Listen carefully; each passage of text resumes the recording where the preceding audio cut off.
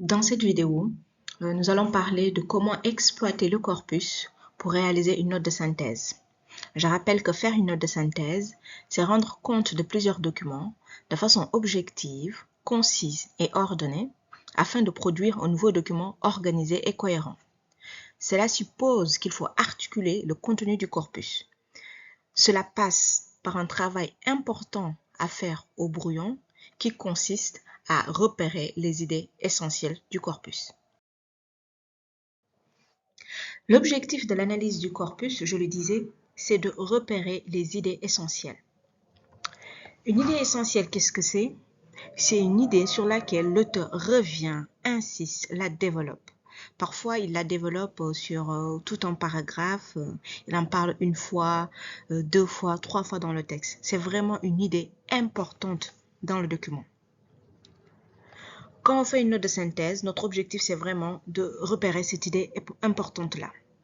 Attention, une idée secondaire peut devenir essentielle si elle apparaît dans chaque texte. C'est-à-dire que vous prenez le document 1, il y a une idée qui apparaît. Bon, étant donné que l'auteur ne l'a évoquée qu'une fois, vous la mettez de côté. Elle n'est pas essentielle dans ce document-là. Vous lisez le document 2, la même idée revient. Déjà, elle commence à avoir de l'importance. Elle revient une fois. Vous lisez le troisième document, l'idée revient encore. Même si elle apparaît une fois dans tous les documents, elle devient essentielle pour tout notre corpus.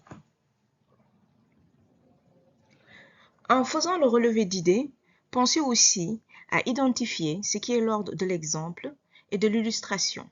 Parce que des fois, les auteurs donnent des exemples pour soutenir leurs propos. Et ces exemples-là aident vraiment à construire la réflexion et à nourrir le discours. Donc, il est important de les repérer. Attention aux sources de seconde main. Une source de seconde main, c'est quand l'auteur cite un autre auteur. Donc, il faut faire la différence entre les propos de l'auteur du document et les propos rapportés, ce qu'on appelle une source de seconde main. Par exemple, je suis Mariam Polel Ndiaye, je lis un texte de Patrice Correa. Vous n'avez pas lu Patrice Correa. Quand vous devez me citer, vous devez écrire Mariam Polel Ndiaye citant Patrice Correa qui avance que, etc. Pour faire le relevé d'idées, vous avez deux options. Soit vous pouvez faire un relevé en vous appuyant sur un tableau, comme celui-ci. Vous faites par exemple un tableau à 3 entrées. Ici, cela suppose que vous avez un corpus qui est composé de 3 documents. Si vous avez un corpus qui est composé de 4 documents, vous faites un tableau à 4 entrées. Ensuite, au fur et à mesure de vos lectures, vous relevez les idées essentielles au fur et à mesure. Comme vous le remarquez sur le tableau, on peut, dans un premier document, relever par exemple 5 idées essentielles, alors qu'il n'y en a que 3 dans le second document, ou encore 4 dans le troisième document. C'est-à-dire qu'il n'est pas obligatoire que les idées essentielles soient équilibrées dans tous les documents. Cela dépend de la teneur du discours de chaque auteur. L'autre option, vous pouvez faire votre relevé d'idées à main levée, c'est-à-dire au lieu de faire un tableau, vous les faites successivement. Vous écrivez document 1 et puis vous relevez les idées du document 1. Document 2, vous vous attelez aux idées du document 2. Vous faites la même chose pour le document 3. Il n'y a pas de bonne ou de mauvaise méthode, ça dépend de votre sensibilité. Vous prenez la méthode qui vous convient le mieux. Voyons maintenant comment faire concrètement un relevé d'idées à partir d'un exemple. Il s'agit du corpus sur l'infodémie du coronavirus en Afrique. Voyons voir maintenant comment faire concrètement le relevé d'idées. On va débuter par le document 1 de Anne-Sophie Fèvre-Lecadre, intitulé « Comment les fake news compliquent la lutte contre le Covid-19 ». Petite technique, si vous devez faire un relevé d'idées, je vous conseille de découper votre document en sous-parties. Ainsi, dans le document 1, je compte 3 sous-parties. La première sous-partie va du début et s'arrête à désinfectant, juste avant le début du premier sous-titre, théorie complotiste. La seconde sous-partie part de théorie complotiste donc jusqu'à la page 2. Il s'arrête à Africa Tchèque. Et enfin, la troisième sous-partie est concernée par le titre Impact très négatif jusqu'à la fin du document, à la page 3. Si vous avez bien suivi, vous remarquerez que je me suis appuyé un peu sur les sous-titres pour faire le découpage du document. Donc, ils sont de bons repères. Maintenant, commençons par la première sous-partie qui commence du début, je disais, juste avant le titre théorie complotiste. Si je lis bien tout ce paragraphe-là, je me rends compte qu'il y a deux idées essentielles qui sont évoquées. La première idée essentielle, elle est évoquée du début de Facebook jusqu'à fausse information, c'est les deux premiers paragraphes. Et qu'est-ce qu'on nous dit dans les deux premiers paragraphes? On nous dit principalement que de nos jours, il y a une omniprésence des fake news sur le coronavirus sur les réseaux sociaux. On cite les réseaux tels que Facebook, WhatsApp ou TikTok. Et ensuite, dans le second paragraphe, on nous donne beaucoup d'exemples pour illustrer cette situation. Vous avez l'exemple de Barack Obama qui aurait conseillé la population africaine de refuser le vaccin. Vous avez l'exemple d'Emmanuel Macron qui aurait décrété une obligation vaccinale pour les ressortissants africains en Europe. Vous avez beaucoup d'exemples qui mettent en avant vraiment, je disais, cette omniprésence des fake news. Et d'ailleurs même, cette idée, elle revient vers la fin du troisième paragraphe, quand on vous parle aussi du président Donald Trump qui aurait dit, qui a avancé qu'on pouvait boire du désinfectant pour être guéri du coronavirus. La seconde idée, elle met en avant l'apparition d'un nouveau concept dans ce contexte, celui d'infodémie, qui veut dire épidémie de fausses informations. Donc, nous voyons que nous avons, même si le paragraphe semble long, il n'y a que deux idées qui sont mises en avant.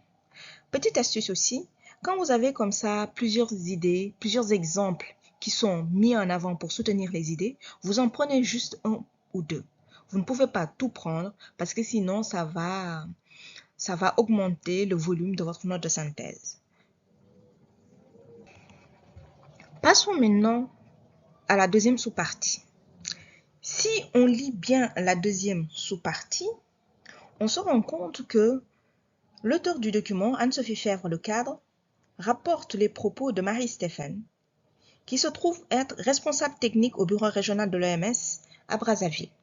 Alors, Madame Stephen disait, par exemple, qu'il y a de nombreux préjugés sur le Covid-19 en Afrique. Elle rappelle aussi qu'il y a beaucoup de méfiance et qu'il y a vraiment une partie des populations africaines qui nie l'existence du virus. Donc, vous noterez que à chaque fois depuis tout à l'heure, j'essaie de reformuler les idées du texte. Ça aussi, c'est un défi dans la note de synthèse. Vous essayez de reformuler les idées. Parce que si vous prenez telles quelles les idées du document, c'est du copier-coller et vous risquez d'être hors sujet. C'est vraiment un exercice qui demande de la rigueur.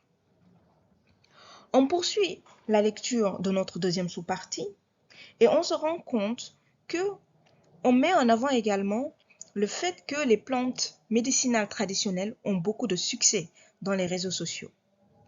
On parle de leur efficacité, une efficacité qui n'est pas prouvée par des recherches scientifiques. Et malheureusement, on vous dit que cette efficacité-là, elle a des conséquences désastreuses. On vous cite deux exemples, j'en ai pris qu'une seule ici. On vous donne l'exemple de la mère congolaise, malheureusement, qui a fait boire à ses enfants en bas âge du Congo Bololo, qui était une plante considérée comme l'équivalente de la chloroquinine, mais elle s'est avérée mortelle. Il y avait aussi l'exemple du Nîmes, des vertus du Nîmes, qui étaient vantées en Côte d'Ivoire, qui ont un peu amené les populations à élaguer sauvagement cet arbre-là. Toujours dans notre seconde sous-partie, là je suis à la page 2, en lisant toute cette partie-là, on se rend compte que on vous parle de la méfiance à l'égard des vaccins en Afrique. On vous dit que cette méfiance-là, elle n'est pas nouvelle. Elle n'est pas nouvelle, ça veut dire quoi? On vous dit, on vous a donné un exemple, le cas du laboratoire Pfizer, voilà, qui avait suscité beaucoup de scandales à l'époque. Mais là, je ne note pas cet exemple-là parce que elle ne m'intéresse pas directement. Parce que là, nous sommes dans une note de synthèse qui nous parle des fake news autour du coronavirus en Afrique. Donc, je me concentre sur ce phénomène-là. Autre, donc ici, j'insiste juste sur le fait qu'il y a une grande méfiance à l'égard des vaccins en Afrique. Et que cette méfiance-là, elle est amplifiée, c'est-à-dire qu'elle est augmentée par certains discours polémistes.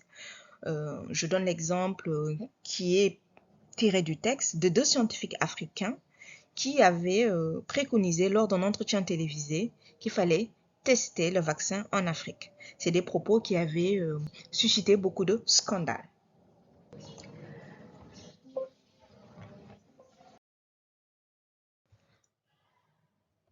Nous allons maintenant aborder la dernière idée évoquée dans cette deuxième sous-partie.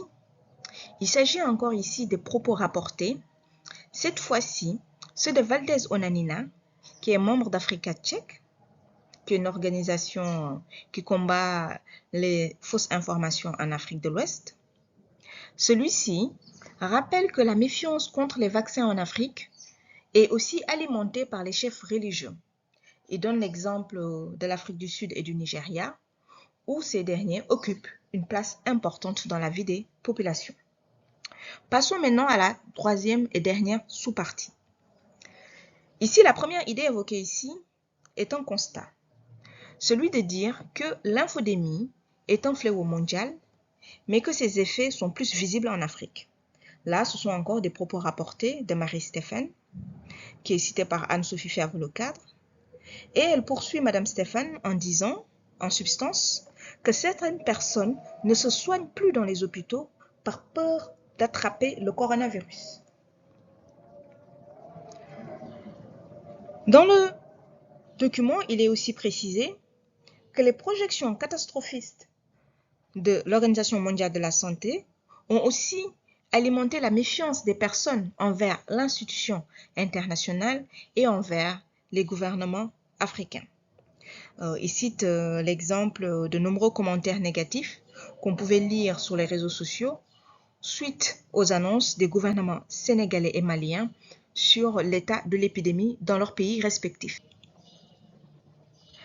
Enfin, dernière idée évoquée dans ce document-là, cette fois-ci, on nous parle plutôt des mesures prises pour lutter contre les fausses informations en Afrique. On vous parle des sanctions judiciaires qui ont été mises en œuvre au Sénégal. On vous parle aussi du Kenya, où un blogueur a été arrêté et mis en prison parce qu'il avait diffusé sur les réseaux sociaux un message qualifié de dangereux par les autorités kenyanes. Voici ce qu'il y avait à dire par rapport au document 1. Passons maintenant au document 2, qui a pour titre « Coronavirus, Dakar annonce des mesures judiciaires contre les diffuseurs de fake news ». On va reprendre la même technique que tout à l'heure. Je prends mon document et je mets des sous-titres pour faire des sous-parties. Ainsi, ce document 2 va être scindé en 3 sous-parties. La première partie va du début et s'arrête juste avant le sous-titre « Remise en cause de l'existence du virus ».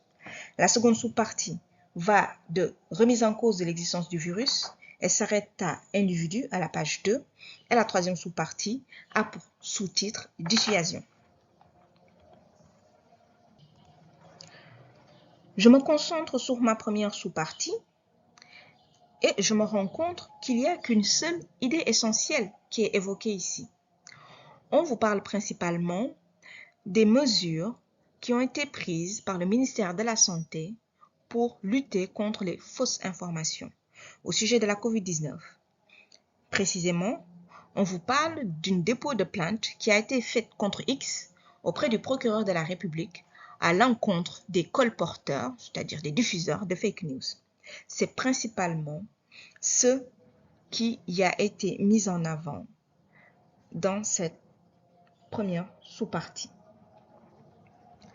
La seconde sous-partie va nous parler cette fois-ci de l'application de ces mesures. Notamment, on va vous dire qu'il y a des poursuites judiciaires qui ont été lancées à l'encontre de personnalités publiques sénégalaises, notamment Abdoulaye Mbaye Père, Mame Gor Diazaka ou encore Selbé Ndom, et on vous explique un peu les faits qui leur sont reprochés.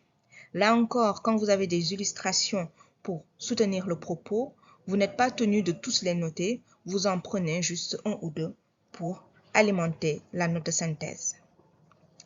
Enfin, le dernier paragraphe, la dernière sous-partie, à la page 2, avec pour sous-titre « Dissuasion », évoque principalement deux idées essentielles. On vous rappelle d'abord qu'il y a des sanctions qui sont prévues par le Code pénal sénégalais, notamment l'article 255, qui prévoit une peine de prison allant d'1 an à 3 ans, des amendes allant de 100 000 francs à 1 500 000 francs CFA et une interdiction de séjour de 5 ans pour les diffuseurs de fausses informations. Et là, je précise que ce sont des propos de Mohamed Dien qui sont rapportés par Amadou Ouré Diallo. Dernière idée de ce document-là, on vous parle du syndicat des professionnels de l'information qui invite les journalistes au sens de la responsabilité, c'est-à-dire qu'ils doivent vérifier toute information avant de les diffuser. Donc, c'est un moyen pour eux de lutter contre les fausses informations. C'était tout pour le document 2. Passons au troisième document qui a pour titre « Défiance en Afrique. Les remèdes traditionnels font de l'ombre au vaccin contre le Covid-19 ». Je procède de la même manière. Je scinde mon document en deux sous-parties ici, en mettant du sous-titre. Donc, la première sous-partie va du début et s'arrête à continent africain. Et la seconde sous-partie a pour titre « Scepticisme vaccinal ». Dans ce document, si je me concentre sur la première sous-partie, deux idées sont évoquées dans cette partie-là. Tout d'abord, on nous parle de la préférence d'une majorité de la population africaine pour des médicaments traditionnels dans le cadre de la lutte contre le Covid-19 au détriment des vaccins. Donc, les vaccins ne sont pas très populaires auprès des populations africaines. Et l'autre idée évoquée est celui de dire que sur le continent, les médicaments traditionnels sont valorisés. Pourquoi? Parce qu'ils sont jugés plus efficaces pour soigner le coronavirus. On passe maintenant à la deuxième sous-partie. Dans cette deuxième sous-partie, deux idées sont aussi évoquées. Tout d'abord, on nous parle du doute qu'il y a autour de l'efficacité du vaccin, et c'est un doute qui est relayé par les hommes politiques africains. On nous donne de l'exemple des présidents zimbabwéens et malgaches qui se sont opposés aux décisions dictées par l'Organisation mondiale de la santé en mettant en avant dans leur territoire, en valorisant l'usage de remèdes traditionnels. On rappelle aussi dans cette sous-partie que ces hommes politiques africains mettent souvent en avant que les Occidentaux seraient jaloux du succès des remèdes africains à base de plantes, comme par exemple l'armoise, l'artémisia en latin, qui a été très popularisé par le président malgache, qui était présenté comme étant un remède efficace contre le Covid-19. Donc, du coup, pour ces hommes politiques africains, les Occidentaux n'auraient pas accepté simplement que l'Afrique soit le premier continent à avoir prouvé l'efficacité d'un médicament contre la Covid-19. Donc, on voit que dans ce document 3-là, il n'y a principalement que 4 idées essentielles qui sont mises en avant. Voilà pour le document 3. Une fois que nous avons fait notre relevé d'idées, maintenant, il va s'agir d'exploiter, d'analyser ces idées-là. Il s'agit principalement de les mettre en relation pour essayer de dégager le plan de la note de synthèse. Concrètement, on va essayer de repérer les accords, les contradictions, les oppositions et les complémentarités. Si on regarde attentivement le relevé d'idées, on va se rendre compte que certaines idées se recoupent. Par exemple, on va se rendre compte que les documents 1, 2 et 4 parlent tous des doutes sur l'existence du virus. Donc, il y a un accord ici. On va aussi se rendre compte que le document 3 et le document 1 abordent la question de la méfiance contre le vaccin. On va se rendre compte que le document 1 et 2 parlent des mesures judiciaires prises contre les colporteurs de fake news. On va aussi se rendre compte que le document 1 et 2 sont complémentaires puisqu'ils vous parlent du fact-checking comme une mesure de lutte contre les fake news sur le COVID-19. Et enfin, on va se rendre compte que seul le document 4 évoque la question de la sensibilisation du public comme moyen de lutte contre le COVID-19. On arrive à la fin de cette vidéo qui était consacrée au relevé d'idées. Je vous invite à visionner la vidéo suivante qui va vous expliquer un peu comment, à partir de ce travail-là, dégager le plan de la note de synthèse. C'était Dr Mariam Polel Ndiaye, enseignante-chercheur en sciences de l'information et de la communication à l'Université Gaston Berger de Saint-Louis du Sénégal.